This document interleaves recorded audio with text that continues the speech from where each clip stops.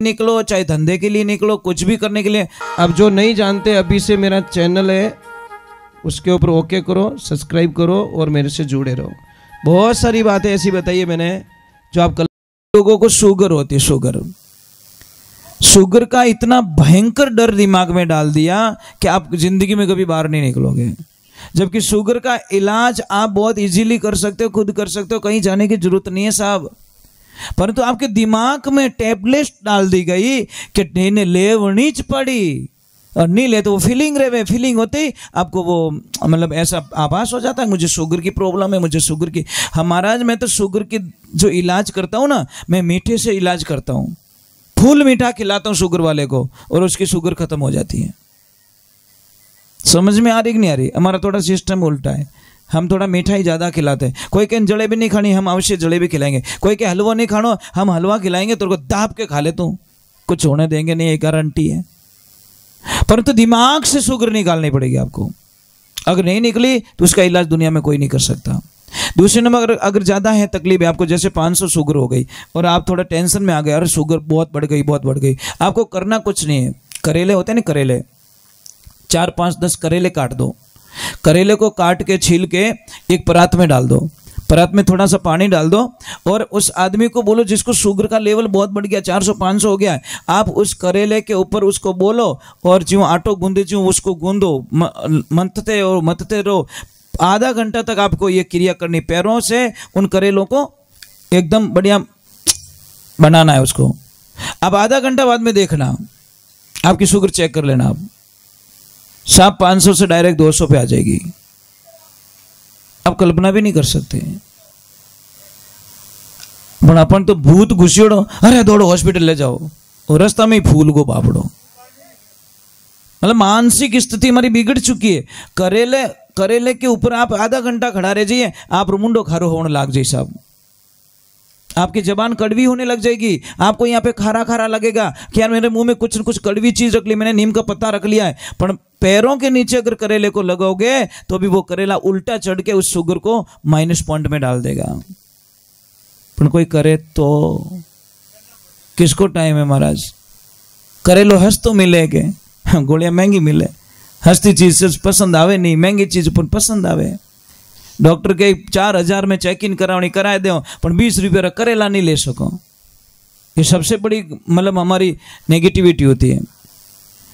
तो ये ध्यान रखो, जिंदगी के अंदर कभी हिम्मत मत हारो। चलो जी बैठो थोड़ी देर, मैं थोड़ी देर में आरती करने वाला हूँ।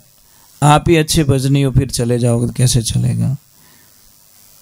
माने ठाए मारवाड़ रे माने बहुत दूरों है साहब, काले देख जोते हैं, थालियां नहीं मिले, खाली देख जोते हैं।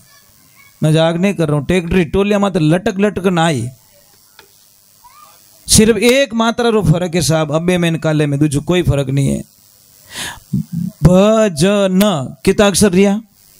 3 रिया, ब ज न, कोई मात्रा है इनमें? और काले हैं भो ज न, एक मात्रा इन्वॉल्व है। देखो एक मात्रा और चमत्कार देख जोते हैं साहब, यहाँ पे जगह खाली नहीं मिलेगी। एक मात्रा में लोग कितने लोग आ जाएंगे। इतनी भूख अगर भजन की लग जाए, उस दिन आपके जीवन में कल्याण हो जाएगा। आप कोई भी काम करने के लिए निकलो, सगाई के लिए निकलो, चाहे यात्रा के लिए निकलो, चाहे धंधे के लिए निकलो, कुछ भी करने के लिए बटन यहां से जड़ो। नीचे से जड़ते जड़ते ऊपर जाओ, ऊपर से जड़ते नीचे मत जाओ, नहीं तो आपका काम बिगड़ जाएगा आपका। समझ में आ रही नहीं? ये बहुत राज की बात है सब, हम करते नहीं है ना। बटन ऐसे जड़िए, आप जड़ते जड़ते ऊपर जाइए, देखो आपका काम हो जाएगा। और ऐसे जड़ दिया, आपका काम फेल हो जाएगा। ये बात बहुत छोटी है, बात बहुत छोटी है साहब, परंतु काम बहुत बड़ा करती है, ये ध्यान रखें। तो चलो हम चलते हैं, माता रानी का भजन गा लेता हूँ, माता जी रो, ठीक है? फिर बाद में देखो आगे हरी इच्छा। बैठे तो थोड़ा बहुत, परंतु भी वो जो हम आनंद ढूंढते थे वो थोड़ा मुश्किल रहे बड़े, पर कोई बात नहीं, जीव मारी इच्छा बस।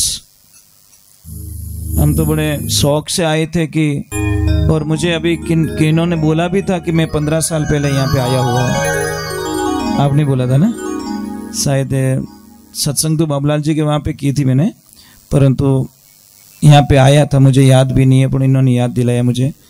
बहुत अच्छी बात है कि आपने याद दिलाई मुझे। बोलिए श्री भगवान की, बोलिए आई मात की, बोलिए नवदुर्गे मात की। अगर किसी की सगाई नहीं हो रही है, चाहे लड़का हो चाहे लड़की हो, परेशान हो गए हो सगाई के, मैं इतना इजी इलाज बताता हूँ साहब, अगर विश्वास है तो आपका काम 100% हो जाएगा, अगर विश्वास नहीं है तो फिर कुछ होने वाला नहीं है। हमारे जो भी उपाय श्रद्धा के साथ में करने पड़ते हैं, विश्वास के साथ में करने पड़ते हैं। कुछ नहीं करना, जैसे लड़के की सगाई के लिए आप परेशान हो गए हो, चाहे लड़की की सगाई, अगर लड़के की सगाई नहीं हो रही है और परेशान हो गए हो आप, तो आपको करना कुछ नहीं है। जैसे आप ही के परिवार में किसी भी लड़के की सगाई तय हो गई है, फाइनल हो गई है, ठीक है, तो आपको कुछ नहीं करना है, अपने उस बच्चे को बोलना है कि जा और जिसकी सगाई तय हुई है उससे हाथों में मेहंदी लगवा के आ जा, बस, दूसरा कुछ मत कर, कुछ मत कर। अगर लड़की की सगाई नहीं हो रही है तो लड़की को भी उसी के पास में भेजो और उस लड़की को बोलो जिसकी सगाई हुई है वो उसके हाथों में मेहंदी लगा दे जिसकी सगाई नहीं हो रही है। देखो चमत्कार हो जाएगा, कल्पना नहीं कर सकते कि महाराज मजाक मजाक में हमारा काम कर दिया आपने। तो बहुत सारे सिस्टम बताए अपने वेद पुराण पढ़ना सिस्टम, टाइम कटे भाई। अब तो थारी मारी करो कि नहीं, हगैया तोड़ा नहीं रहे तो फटाफट तोड़ाए तो धनाधन। हाँ, जोड़ाने में तो बहुत पीछे हो महाराज, तोड़ाने में साहब ऐसा नहीं होना चाहिए। बोले सत्य गुरुदेव की। माता बहनों, एक मेरी प्रार्थना थी आपसे, आप अपने पतिदेव से प्रेम करते हो? कौन कौन चाहते हैं कि आपके पति की उम्र लंबी हो? उसो हाथ नहीं करे जो आटा कहा डिपक की बात है, और टारगेट की इनकी खराब दिखे हो।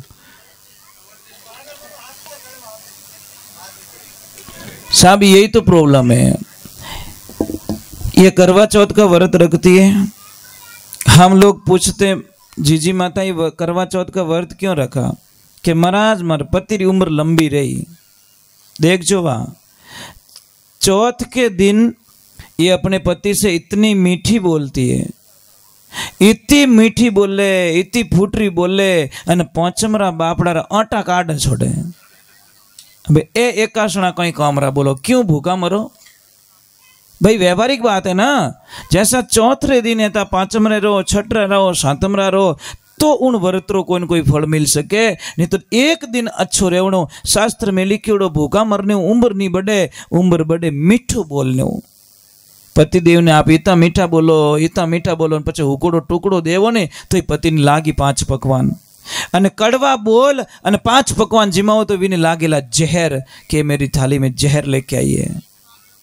इसीलिए ये जिंदगी में छोटी बातें होती है पर बहुत बड़ा काम कर लेती है। एक अच्छी बेटी की पहचान क्या है? एक संस्कारवान बेटी की पहचान क्या है? वो लड़की कभी जिंदगी में ससुराल की बातें पियर में नहीं बताती, वो एक अच्छी संस्कारवान लड़की होती है साहब, इसमें कोई शंका नहीं है। वो पढ़ी लिखी लड़की यही तो करती है कि मैं कुछ भी हो जाए मैं मेरे परिवार का मामला खुद सॉल्व करूंगी, पर मेरे पापा मम्मी तक ये बात नहीं पहुंचाऊंगी। एक अच्छी संस्कारवान लड़की कहता हूं। और अच्छी मां कौन होती है? जो कभी भी बेटी को ससुराल की बातें ना पूछे। अच्छी मां कभी नहीं पूछेगी, अगर कोई बात बोल भी दे तो बेटी को समझा लेगी, बेटा कोई बात नहीं, थोड़ी शांति रख, तेरे घर में अच्छा हो जाएगा। मां हौसला बंधाती है, अच्छी मां। और गंदी मां क्या करती है? बेटी ने रोज दिन में 3 बार फोन करे, बेटा थारा होजी तंग करे नहीं है, थारा ससुर जी कहीं कहवे नहीं है, थारा ननद भाई सा थाने कहीं कहवे नहीं है, थारा देवर जेठ कोई कहवे या पावणों की कह दे तो मने बता दीजिए, मैं सबरा धुआं काट दूं, मारो नाम पौन की है। ये पौन की क्यों पिपाड़ियों बजावे? कहीं भलो कर दी थारी बेटी रो तू। बेटी को इस लेवल पे ले जाके छोड़ रही है। अरे बेटी को तो हिम्मत बंधानी चाहिए, बेटा बोर्ड का एग्जाम तुझे अकेले ही देना पड़ेगा, हम नहीं आ सकते तेरे बोर्ड के एग्जाम में, कोई निर्णय ही नहीं आ सको। तेरा ससुराल तेरा बोर्ड का एग्जाम है, तुझे पास कैसे करना है ये तेरा दिमाग दौड़ा भी। पर नहीं, तू तो आजा आजा, क्या लफड़ा है भाई, मजाक है क्या? तो ये जिंदगी के अंदर छोटी छोटी बातें होती हैं, पर हमारी आदतें बहुत गंदी होती है साहब। पहले तो बहू को बहू मानते ही क्यों, बेटी मान लो ना, बात खत्म, बात खत्म। बेटी रे वास्ते तो प्रेम अने बीदनी रे आटा काटे डोकरियां, तो जब आप छोरी मन की कर लागी, कैसे लगे वो परगर की लड़की साहब, मन लगाना बहुत मुश्किल होता है। नहीं सही है जी, मैं मजाक नहीं करूं। कोई कोई डोकरी इतनी खड़ूस वे जो इन्हें मजबूर कर दे छोरी नहीं जाए।